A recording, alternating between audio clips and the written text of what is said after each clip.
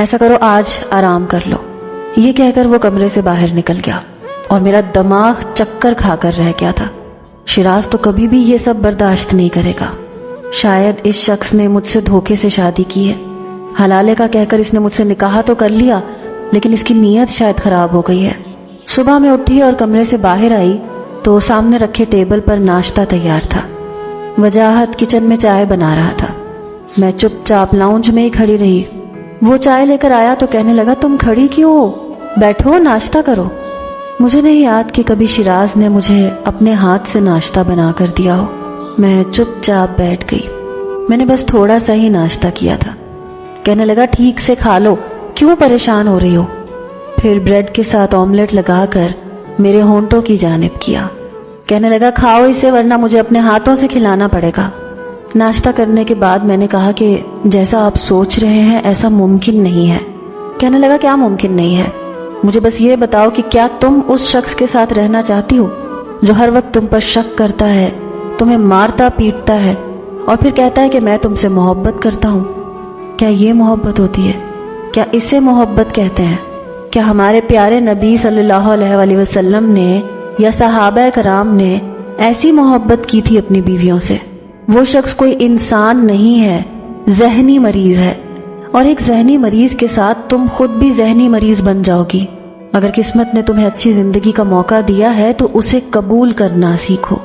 کہنے لگا، شیراز کبھی بھی نہیں بدلے گا، ہمیشہ تمہارے ساتھ یہی کرتا رہے گا، اور اب تو اس کا طلاق پر بھی منہ کھل گیا ہے۔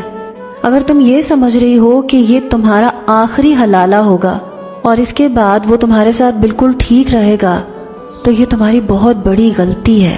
یہ باتیں اس کے مزاج کا حصہ ہیں، وہ ہمیشہ تمہارے ساتھ یہی سلوک کرے گا۔ مجھے اس وقت بس ایک ہی بات کا ڈر تھا کہ پتہ نہیں شیراز کا رد عمل کیا ہوگا جب اسے یہ بات پتہ چلے گی کہ وجاہت مجھے طلاق نہیں دینا چاہتا۔ میں ابھی یہی سوچ رہی تھی جب دروازے پر دستک ہوئی۔ میں پوری کی پوری کانپ سی گئی۔ میں نے کہا، شیراز ہوگا۔ کہنے لگا، ایسے شخص کے ساتھ رہنا چاہتی ہو جس کی آمد تمہیں خوفزدہ کر دیتی ہے؟ کہتے ہیں کہ جب شوہر گھر پر آئے تو عورت کے چہرے پر مسکراہٹ آنی چاہیے، خوف نہیں۔ دوسری دستک پر میرا دل زور زور سے دھڑکنے لگا۔ یقیناً وہ مجھے واپس لینے آ گیا تھا۔ میں اٹھنے لگی تو کہنے لگا، بیٹھی رہو، میں ہوں نا، میں دیکھتا ہوں کون ہے۔ وہ اٹھ کر باہر چلا گیا۔ باہر شیراز ہی تھا۔ کہنے لگا، تم میری بیوی کو طلاق دو تاکہ میں اس سے نکاح کر سکوں۔ وہ کہنے لگا، یہ نہیں ہو سکتا جو تم چاہتے ہو۔ یہ بات سن کر شیراز کہنے لگا، تمہاری بات کا مطلب کیا ہے؟ میں تم سے کل ہی کہہ چکا تھا کہ تم میری بیوی سے حلالہ کرو گے اور بس۔ وہ کہنے لگا کہ میں نے بھی اسی بات پر حامی بھری تھی، لیکن جاؤ پہلے جا کر پوچھ کر آؤ کہ حلالہ کسے کہتے ہیں اور کیسے ہوتا ہے۔ شیراز کہنے لگا، ہاں نا، ایسے ہی ہوتا ہے، تم نے ایک رات گزار لی نا، تو جناب اب میری بیوی کو واپس کرو۔ وہ کہنے لگا، جو ایک رات کے لیے کیا جائے وہ زنا ہے، حلالہ نہیں۔ حلالہ اس صورت میں ہوتا ہے جب دوسرے شوہر کے ساتھ نکاح ہو اور دوسرا شوہر یا تو مر جائے یا کسی اور وجہ سے اپنی بیوی کو طلاق دے دے، تو پھر بیوی پہلے شوہر کے ساتھ نکاح کر سکتی ہے۔ یہ جو ایک رات کے نام پر کیا جاتا ہے یہ زنا ہے، حلالہ نہیں ہے، اور میں زنا نہیں کرنا چاہتا اور نہ ہی کروں گا۔ تمہاری بیوی وہ تھی، اب نہیں ہے، اب وہ میری بیوی ہے، لہذا تم یہاں سے جا سکتے ہو۔ یہ سن کر اس نے وجاہت کا گریبان پکڑ لیا۔ کہنے لگا، میں تمہارا خون پی جاؤں گا، تمہارا قتل کر دوں گا، ابھی کے ابھی ماہنور کو طلاق دو۔ وجاہت نے اپنا گریبان شیراز سے چھڑوایا۔ کہنے لگا، اگر مجھے کوئی بھی نقصان پہنچانے کی کوشش کی یا میری بیوی کو دھمکانے کی کوشش کی تو میں تمہیں پولیس کے حوالے کر دوں گا، چلو نکلو یہاں سے باہر۔ شیراز اس کی آنکھوں میں غصے سے دیکھ رہا تھا۔ کہنے لگا، تم شاید مجھے جانتے نہیں ہو۔ میں اندر کھڑی اپنا دھڑکتا دل سنبھال نہیں پا رہی تھی کہ نہ جانے کیا ہونے والا ہے۔ وجاہت شیراز سے کہنے لگا، میں تمہیں بہت اچھے طریقے سے جانتا ہوں، جاؤ جا کر کسی نفسیاتی ڈاکٹر سے اپنا علاج کرواؤ، ورنہ تم مجھے نہیں جانتے۔ یہ کہہ کر اس نے شیراز کو باہر دھکیلا اور دروازہ بند کر دیا، اور میں بری طرح سے کانپ رہی تھی۔ وہ کمرے میں آیا، میری اڑی رنگت دیکھ کر مجھے یوں کانپتے ہوئے دیکھا تو میرے پاس آ گیا۔ کہنے لگا، تمہیں کیا ہوا ہے؟ میرے دونوں ہاتھوں کو اس نے اپنے ہاتھوں میں لیا اور مجھے اپنے ساتھ لگا لیا۔ میں برف کی مانند ٹھنڈی ہو رہی تھی، خوف سے بری طرح سے کانپ رہی تھی۔ شیراز کا خوف میرے اندر بری طرح سے اپنے پنجے گاڑ چکا تھا۔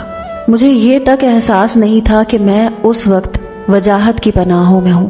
وہ مجھے اپنے ساتھ لگائے تسلی دے رہا تھا کہ تم کیوں پریشان ہو رہی ہوں، جب میں ہوں مجھ پر بھروسہ کرو۔